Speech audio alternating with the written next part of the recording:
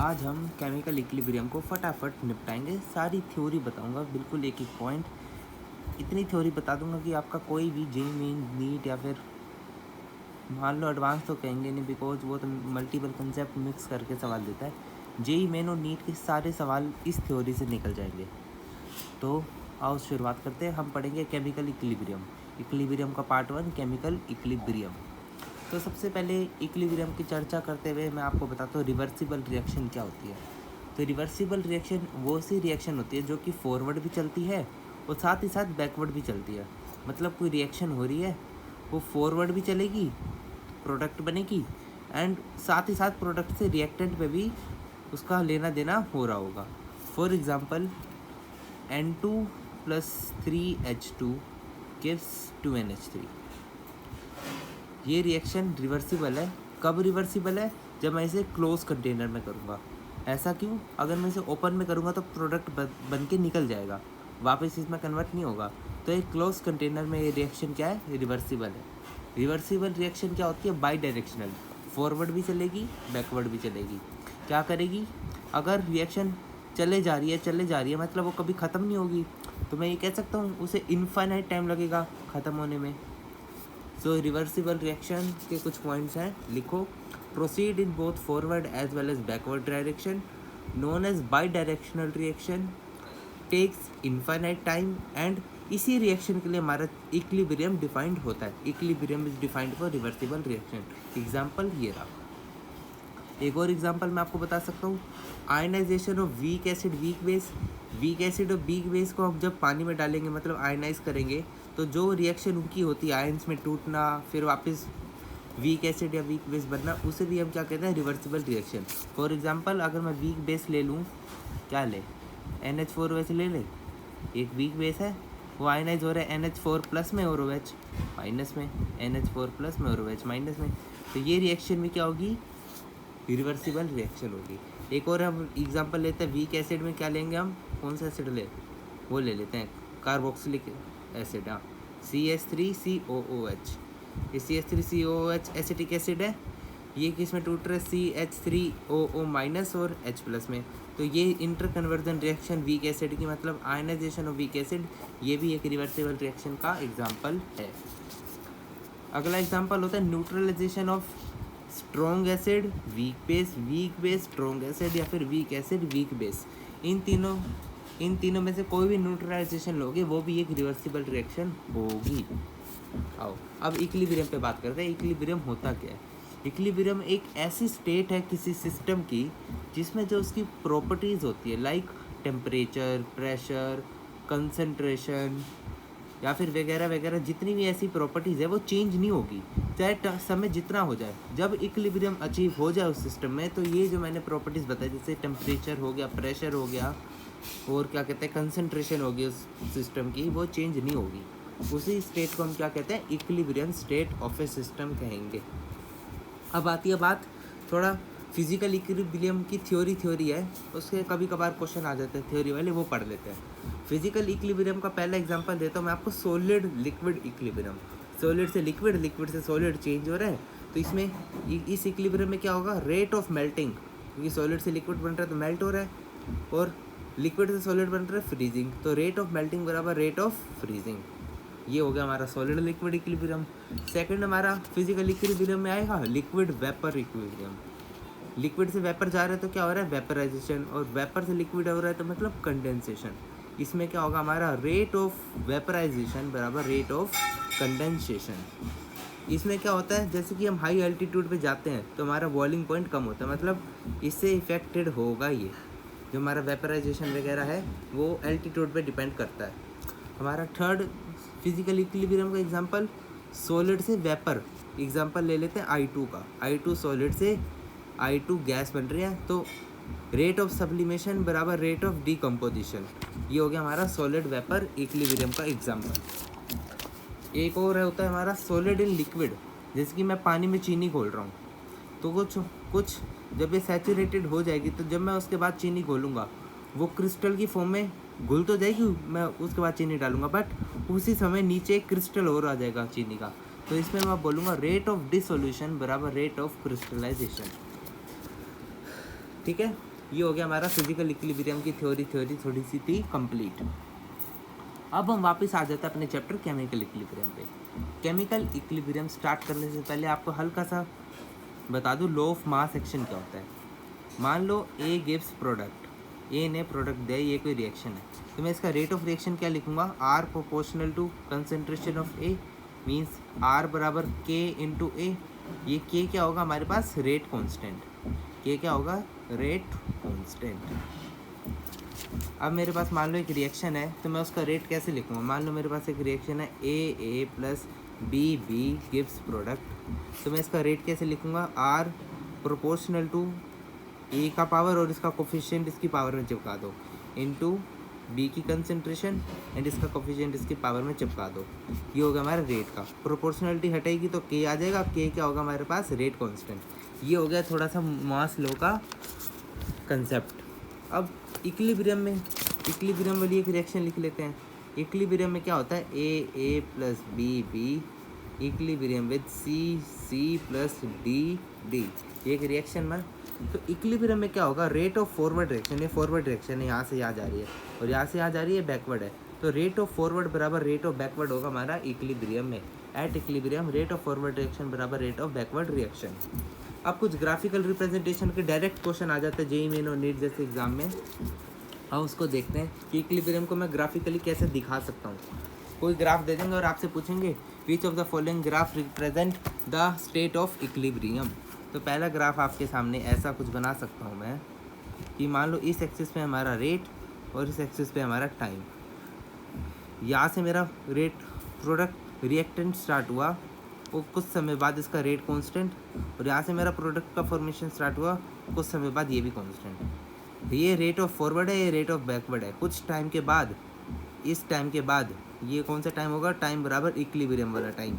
इस टाइम के बाद रेट ऑफ फॉरवर्ड और रेट ऑफ बैकवर्ड हो गए बराबर। मतलब मैं कहूँगा इस टाइम पे इक्विलिब्रियम एस्टेब्लिश हो चुका है। दिस पॉइंट पे रिप्रेजेंट टाइम ऑफ इक्विलिब्रियम। अब ये इक्विलिब्रियम में रहेगी रिएक्शन, क्योंकि रेट ऑफ फॉरवर्ड और रेट ऑफ बैकवर्ड बराबर हो गए। सेकंड ग्राफ ऐसा कुछ बना सकता हूँ मैं, इस एक्सिस पे ले लिया मैंने कंसंट्रेशन, इस एक्सिस पे ले लिया टाइम। मैं ऐसा भी तो बना सकता हूँ, ये मेरा कंसंट्रेशन ऑफ रिएक्टेंट, ये मेरा कंसंट्रेशन ऑफ प्रोडक्ट। कुछ टाइम के बाद कंसंट्रेशन ऑफ रिएक्टेंट बराबर कंसंट्रेशन ऑफ प्रोडक्ट हो गया। ऐसा हमने इक्विलिब्रियम की डेफिनेशन पढ़ी थी, ऐसा टाइम जिस पर कोई भी अब चीज़ चेंज ना हो, ना प्रेशर चेंज हो, ना कंसंट्रेशन हो, जो जितना टाइम हो जाए वो कांस्टेंट रहे। तो इस टाइम के बाद दोनों चीज़ें कांस्टेंट है, कंसंट्रेशन ऑफ रिएक्टेंट बराबर कंसंट्रेशन ऑफ प्रोडक्ट है, तो मैं कहूँगा ये टाइम हो गया हमारा time of equilibrium. When reaction ने इस टाइम पे इक्विलिब्रियम अचीव कर दिया। तो ये ग्राफ भी ऐसा कुछ बन सकता है। ये सेम ग्राफ को मैं ऐसा बना सकता हूँ, क्योंकि मुझे तो आखिर बस कंसंट्रेशन कांस्टेंट दिखानी है, चाहे वो मैं ऊपर दिखाऊँ नीचे दिखाऊँ। मैं इसे ऐसे भी बना सकता हूँ कि कुछ टाइम के बाद ये कांस्टेंट है, सीधे हैं ये। कुछ टाइम के बाद ये प्रोडक्ट की कंसंट्रेशन में भी ज़्यादा हो जाए, रिएक्टेंट की में भी कम हो जाए, बट कुछ टाइम के बाद कांस्टेंट हो जाएगी ना, नहीं मतलब ना ये बढ़ेगा ना ये बढ़ेगा, ना ये घटेगा ना ये बढ़ेगा, मतलब ये कंसंट्रेशन और ये टाइम। तो ये टाइम क्या होगा, time of equilibrium of A reaction. मैं ऐसे भी बना सकता हूँ, बराबर भी कर सकता हूँ। ये कंसंट्रेशन ऑफ प्रोडक्ट, ये कंसंट्रेशन ऑफ रिएक्टेंट, ये बराबर होगी। अब ये आगे सीधी सीधी जा रही है, मतलब यहाँ भी इक्विलिब्रियम अचीव हो गया। ये टाइम का ग्राफ है विद रिस्पेक्ट टू कंसंट्रेशन। ये होगी कुछ ग्राफिकल बातें। डायरेक्ट ये 4 ग्राफ से ज़्यादा आपको कोई केस मिलेगा नहीं, मिलेगा भी तो हल्के से एनालिसिस कर लेना, पता चल जाएगा। अब इस केमिकल इक्विलिब्रियम के कुछ कैरेक्टरिस्टिक्स है, उसको समझते हैं। केमिकल इक्विलिब्रियम की पहली कैरेक्टरिस्टिक्स हमने पढ़ी कि रेट ऑफ फॉरवर्ड बराबर रेट ऑफ बैकवर्ड। अगली कैटेलिस्ट है, ये डायनामिक होता है नेचर में, दिखता नहीं है बट अंदर इधर से उधर डायनामिक नेचर इसका चलता रहता है रिएक्शन का, हम इसे कहेंगे डायनामिक इन नेचर।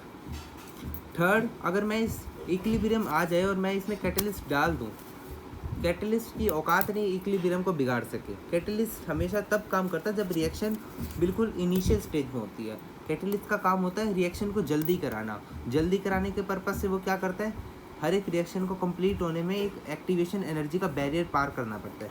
तो वो क्या करता है, उसकी एक्टिवेशन एनर्जी को डिक्रीज़ कर देता है। मतलब रिएक्शन एक ऐसे जारी है तो कैटलिस्ट से मेरी रिएक्शन कम एनर्जी में ही चली जाएगी। कैटलिस्ट का काम ये है। बट जब केमिकल रिएक्शन में इक्विलिब्रियम अचीव हो जाए तो कैटलिस्ट का कोई असर नहीं होता उस रिएक्शन में। तो लिखेंगे catalyst do not alter the state of equilibrium. ठीक है, अब मैंने आपको रिएक्शन लिखाई थी ए प्लस बी बराबर equilibrium with C plus D. तो इसका हम इक्विलिब्रियम कांस्टेंट कैसे लिखते हैं? के सी बराबर this upon this product bye reactant. तो सी की पावर कंसंट्रेशन सी, डी की कंसंट्रेशन की पावर डी अपॉन ए की कंसंट्रेशन के ऊपर ए और बी की कंसंट्रेशन की पावर उसका कोफिशिएंट बी। ये हो गया हमारा इक्विलिब्रियम कांस्टेंट। ये क्या हो गया? Equilibrium constant. ठीक है, अब ये जो इक्विलिब्रियम कांस्टेंट है ये दो टाइप का होता है। हम इसे दो चीज़ों से डिफाइन कर सकते हैं, दो टर्म्स में हम इसे डिफाइन कर सकते हैं। इक्विलिब्रियम कांस्टेंट को हम दो टर्म्स में डिफाइन कर सकते हैं। ये जो हमारा के इक्विलिब्रियम है इसे हम दो टाइप से लिख सकते हैं। या तो मैं इसे लिखूँगा के सी या लिखूँगा के पी। अभी बता रहा हूँ क्या चीज़ है। के सी का मीन्स है मैं equilibrium constant in terms of concentration लिख रहा हूँ, और के पी का मीन्स है मैं इक्विलिब्रियम कांस्टेंट को इन टर्म्स ऑफ प्रेशर लिख रहा हूँ। इन टर्म्स ऑफ कंसंट्रेशन में जो मैंने अभी लिखा ए की पावर ए, बी की पावर बी अपॉन सी की नहीं ए की पावर ए नहीं सी की पावर सी, डी की बड़े के डी की पावर डी, जो अभी रिएक्शन लिखी थी अपॉन ए की पावर ए, बी की पावर बी। जो मेरा ये था कि इक्विलिब्रियम को मैं के से लिख सकता हूँ क्योंकि ये सारी कंसंट्रेशन है। ठीक है, केपी में क्या आएगा? इन्हीं का इसी रिएक्शन में जो ये गैसेज है सी डी ए बी, इनका मैं पार्शियल प्रेशर यूज़ कर लूँगा लिखते समय। तो मैं लिखूँगा पार्शियल प्रेशर ऑफ सी की पावर जो भी इसका कोफिशिएंट है C into partial pressure of D, उसकी जो पावर है डी, उसका जो कोफिशिएंट है डी उसकी पावर में लगा देंगे upon partial pressure of A की power A into partial pressure of B की पावर बी। ये मैंने के पी लिख दिया। के सी लिखो के पी लिखो, बात एक ही है। एग्जाम्पल मैं आपको लिख लेता हूँ। PCl5 है वो इक्विलिब्रियम विद है PCl3 प्लस Cl2। तो मैं इसका के सी कैसे लिखूँगा? Concentration of PCl3 into concentration of Cl2 upon concentration of PCl5। इसका के पी कैसे लिखूँगा? कंसनट्रेशन नहीं partial pressure of PCl3 into partial pressure of Cl2 upon partial pressure of PCl5। अभी पार्शियल प्रेशर कैसे निकालेंगे? मान लो मेरे पूरे सिस्टम का टोटल प्रेशर है P, तो आपको पता है, आपने पढ़ा है कि partial pressure of any gas क्या होता है? उसका mole fraction into pressure total. ये यूज़ करेंगे हम आगे। पार्शियल प्रेशर ऑफ गैस बराबर mole fraction of gas into total pressure of the mixture. ये याद रखना, सिंपल सी बात है, याद ही होती है बच्चों को।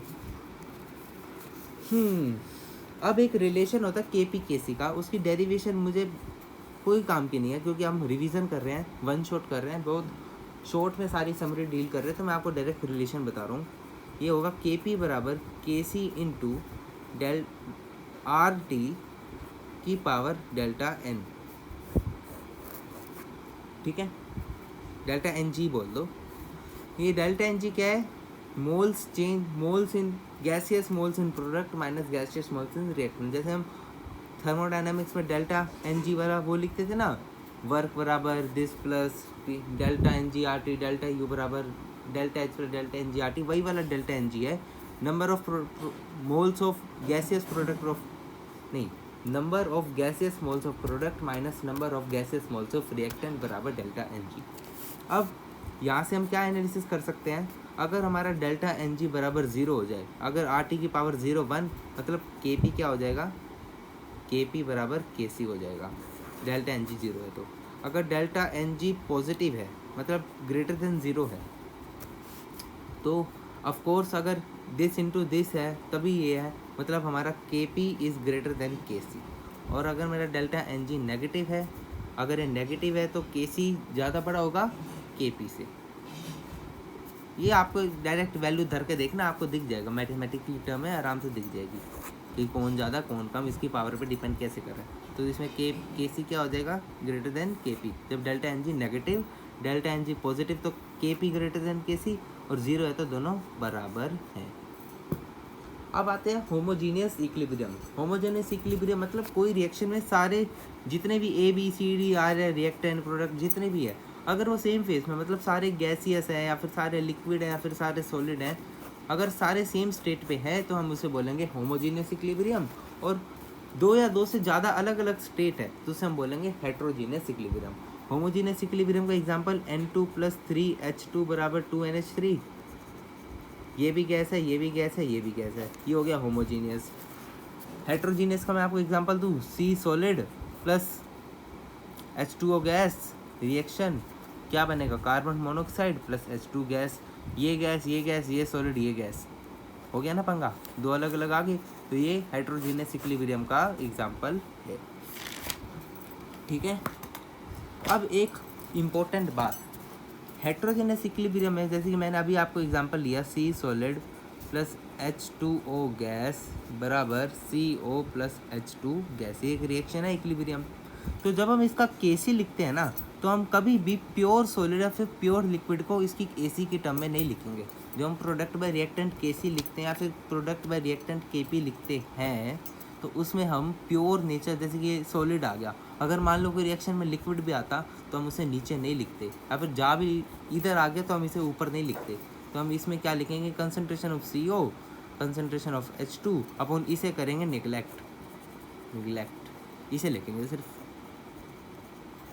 ये हो गया हमारा केसी। केपी लिखना तो PCO × PH2 अपन PH2, बात खत्म। ठीक है, अब आई बात एक्सप्रेशन ऑफ इक्विलिब्रियम कांस्टेंट। हम इक्विलिब्रियम कांस्टेंट लिखते कैसे, सिंपल सा इसी PCl वाली 5 रिएक्शन से समझा दो। PCl5 है, PCl2 बन रहा है प्लस PCl3 प्लस Cl2 बन रहा है, मुझे इसका केसी लिखना है। नहीं, मान लो टाइम बराबर 0 पे इसके A मोल्स हैं तो ये 0 0, और मेरा टाइम बराबर इक्विलिब्रियम पे इसके कुछ मोल्स डिसोसिएट हुए होंगे, और ये अगर ये X टूट रहा है मतलब ये X बन रहा है, ये X बन रहा है बिकॉज हमने स्टोसियोमेट्री यूज़ करी है, मोल कंसेप्ट में पढ़ा होगा ये कैसे लिखा मैंने। अब मुझे इसका केसी लिखना है, ये फाइनल है concentration at the time of equilibrium. तो केसी क्या लिखूंगा, इसकी कंसनट्रेशन X, इसकी कंसनट्रेशन X अपॉन इसकी कंसनट्रेशन X, मतलब X बाई वॉल्यूम, ये मोल्स है ना तो मोल्स बाई वॉल्यूम लिखूंगा, इनटू इसके मोल्स बाई इसके मोल्स X बाई इसकी वॉल्यूम V, वॉल्यूम तो सेम रहेगी भाई मिक्सचर की, अपॉन इसकी मोल्स कितने हैं A-X, इसकी वॉल्यूम कितनी है V, इससे सॉल्व करो आएगा तो X² upon A-X into volume. ये लिख दिया मैंने इसका केसी। केपी लिखना है तो इसका पार्शियल फ्रैक्शन अपॉन इसका पार्शियल फ्रैक्शन अपॉन ये, बात खत्म। टोटल प्रेशर P मान लेना और काई गैस करके निकाल लेना। निकाल के दिखाता हूँ, देखो अगर मैं इसका केपी लिखूँ तो मैं लिखूँगा partial fraction of PCl3 into partial fraction of Cl2 upon partial fraction of PCl5। अब मुझे इसका पार्शियल फ्रैक्शन चाहिए तो पहले आप इसका मोल फ्रैक्शन निकालो। सबसे पहले इसको, ये टाइम बराबर इक्विलिब्रियम है, यहाँ पे टोटल मोल्स निकाल लो। टोटल मोल्स कितने आएंगे, this plus this plus this, मतलब ये आएंगे A+X। अब इसका मुझे PCl3 का पार्शियल फ्रैक्शन निकालना है, तो PCl3 के मोल्स कितने हैं X अपॉन टोटल मोल्स कितने हैं A+X, ये आ गया इसका काई ऑफ PCl3 आ गया, इनटू कर दो टोटल प्रेशर जो मैंने P मान रखा है, तो ये इसका आ गया partial fraction of PCl3। Similarly इसका भी सेम आएगा बिकॉज ये भी X है और टोटल मोल A+X है, इसका अलग आएगा पार्शियल फ्रैक्शन ऑफ PCl5 क्या आएगा, इसके मोल्स कितने हैं A-X और टोटल मोल्स कितने हैं A+X इंटू टोटल प्रेशर, तो इसका पार्शियल फ्रैक्शन क्या आ गया A-X upon A+X into P। ये पार्शियल फ्रैक्शन आ गया, इस एक्सप्रेशन में उठा के तीनों की वैल्यू रख देना, आपके पास Kp की वैल्यू आ जाएगी। ये हमने लिखा कि हम इक्विलिब्रियम कांस्टेंट को कैसे लिखते हैं अगर हमें कोई रिएक्शन दी गई हो। अब हम कुछ इक्विलिब्रियम कांस्टेंट की इम्पोर्टेंट कैरेक्टरिस्टिक्स के बारे में पढ़ेंगे। इक्विलिब्रियम कांस्टेंट की क्या क्या कैरेक्टरिस्टिक्स है, बहुत ज़्यादा इंपॉर्टेंट है, इससे सबसे ज़्यादा सवाल बनते हैं। जो अभी पॉइंट बता रहा हूँ उसे याद रखो, क्योंकि ये बातें याद अगर आपको नहीं है और आप चैप्टर, आपको लगा कि मुझे चैप्टर आता है और यही बातें याद नहीं, तो मतलब आप सबसे बड़े मूर्ख हो। इक्विलिब्रियम कांस्टेंट को टेम्परेचर से ही मतलब है, ना कंसंट्रेशन से मतलब है प्रोडक्ट की, ना रिएक्टेंट की। ये सिर्फ टेम्परेचर से लेना देना रखता है, आगे बताऊंगा कैसे रखता है, क्यों रखता है, किस बात के लिए रखता है। तो it is temperature dependent and it is independent of initial and final concentration of reactants and products. अब इसकी कांस्टेंट की कुछ वैल्यूज़, अगर मेरे पास एक रिएक्शन है ए से इक्विलिब्रियम विद बी, अगर इसका मान लो इक्विलिब्रियम कांस्टेंट के है, उसकी वैल्यू क्या होगी, B upon A product by reactant, B by A concentration of B by concentration of A. अगर मैंने रिएक्शन को क्या कर दिया, रिवर्स, बी से कर दिया इक्विलिब्रियम विद ए। अब इसका के इक्विलिब्रियम मान लिया, नहीं हाँ कांस्टेंट इक्विलिब्रियम कांस्टेंट मान लिया के डैश, इसकी वैल्यू क्या होगी, प्रोडक्ट बाई रिएक्टेंट मतलब ए बाई बी। आपको क्या चेंज दिख रहा है इसमें आपको क्या दिख रहा है कि के डैश इसका रेसिप्रोकल हो गया ना, बी बाई ए था, ए बाई बी हो गया। तो जब भी हम कोई रिएक्शन को रिवर्स करते हैं इक्विलिब्रियम की, तो जो उसका नया वाला इक्विलिब्रियम होता है वो पुराने वाले के रेसिप्रोकल के बराबर होता है। ये होगी प्रॉपर्टी नंबर 1। सेकंड प्रॉपर्टी बड़ी सिंपल सी है, अगर मेरा इक्विलिब्रियम ए से बी है, ये एक रिएक्शन है, उसका के इक्विलिब्रियम है, मान लो के, वो क्या होगा, मान लो के ही है, मैं आपको डायरेक्ट बता रहा हूँ, ये वैसे सबको पता होता है। अगर मैंने इस रिएक्शन को कोई भी कोफिशिएंट मान लो या फिर 2 से मल्टीप्लाई कर दिया, ये मैंने लिख दिया 2a गिव्स 2b, तो इसका जो के डैश होगा ना वो पुराने वाले के स्क्वायर के बराबर होगा। अगर मैंने 3 से मल्टीप्लाई किया होता तो क्यूब के बराबर होता, 1/2 से मल्टीप्लाई होता है तो के की पावर 1/2 मतलब रूट के बराबर होता। मतलब मैं कोई भी कोफिशिएंट से अपनी इक्विलिब्रियम की रिएक्शन को मल्टीप्लाई करूँ तो उसका नया वाला के इक्विलिब्रियम क्या आएगा, पुराने वाले की पावर। मतलब अगर मैं सिंपल भाषा में कहूँ कि मेरा ए विद बी है, अगर मैंने उसे n से मल्टीप्लाई कर दिया, अगर इसका k है और इसका k डैश है, तो k डैश क्या होगा, k की पावर n कुछ भी हो सकता है, फ्रैक्शन, नंबर, इंटीजर कहाँ होगा, हम पॉजिटिव नंबर से मल्टीप्लाई करेंगे ना। आपने कभी कौन सा देखा है नेगेटिव नंबर से रिएक्शन को मल्टीप्लाई किया जा रहा है, फ्रैक्शन से करेंगे या फिर कोई नंबर से करेंगे। अब हम कोई रिएक्शन को जोड़ते हैं, मान लो a से b जा रहा हूँ, फिर b से c जा रहा हूँ, ठीक है, और मैंने इस रिएक्शन को जोड़ा और मेरी फाइनल रिएक्शन है कि a से c, इसका के इक्विलिब्रियम k1 मान लो, इसका के इक्विलिब्रियम k2 मान लो और इसका इक्विलिब्रियम k मान लो, तो k क्या होगा, k1 इंटू k2। सिंपल सी बात है, याद रखो, ज़्यादा एक्सप्लेनेशन में हम नहीं जाते, नहीं जाना भी है तो आप इसका लिख लो और दोनों को मल्टीप्लाई करके लिख लो और इसका लिख लो, सेम आएगा, ठीक है। अब एक और बात, और कौन सी प्रॉपर्टी रहेगी ना, अब आ गया इफेक्ट ऑफ टेम्परेचर, जो मैं आपको बता रहा था क्या होता है क्या नहीं होता। तो उसके लिए एक इक्वेशन याद रखनी है, log K2/K1 बराबर delta H reaction upon 2.303 R 1/T1 minus 1/T2। ये आपको याद रखनी है, ये एक केमिकल काइनेटिक्स की इक्वेशन है। तो इफेक्ट ऑफ टेम्परेचर से कैसे लेना देना है, अगर मान लो आपकी रिएक्शन एंडोथर्मिक है, ये बहुत इंपॉर्टेंट है, इसे बस याद रखना है, घोट के पी जाना।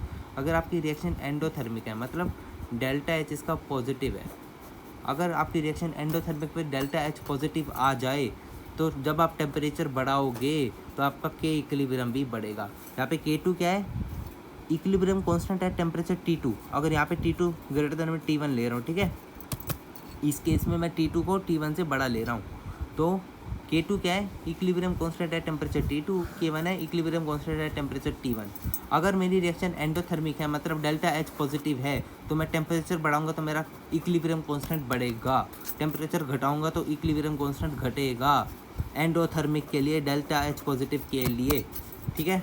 डेल्टा अगर मेरी रिएक्शन एक्सोथर्मिक है मतलब डेल्टा एच नेगेटिव है, कान खोल कर सुनो, अगर मेरी reaction exothermic and delta H negative, तो टेम्परेचर बढ़ाने पे के इक्विलिब्रियम घटेगा, टेम्परेचर घटाने पे के इक्विलिब्रियम बढ़ेगा, टेम्परेचर से के इक्विलिब्रियम का inversely relation in exothermic and chemical equilibrium का टेम्परेचर से लेना देना directly in endothermic, in exothermic ये, एंडोथर्मिक ये, एक्सोथर्मिक ये, एंडोथर्मिक ये, ठीक है। ये टेम्परेचर से लेना देना हो गया। अगर डेल्टा एच ज़ीरो है, अगर रिएक्शन का डेल्टा एच ज़ीरो गिवन है, चाहे आप टेम्परेचर को जितना ले जाओ के इक्विलिब्रियम पे कुछ फ़र्क नहीं पड़ेगा, कुछ भी नहीं पड़ेगा, ये अपना जिद्दी है, बिल्कुल पहले था जितना था उतना ही रहेगा, अगर डेल्टा एच ज़ीरो है तभी, ठीक है, हो गया। अब इसका एप्लीकेशन पार्ट रहेगा वो मैं नेक्स्ट वीडियो में बता दूंगा।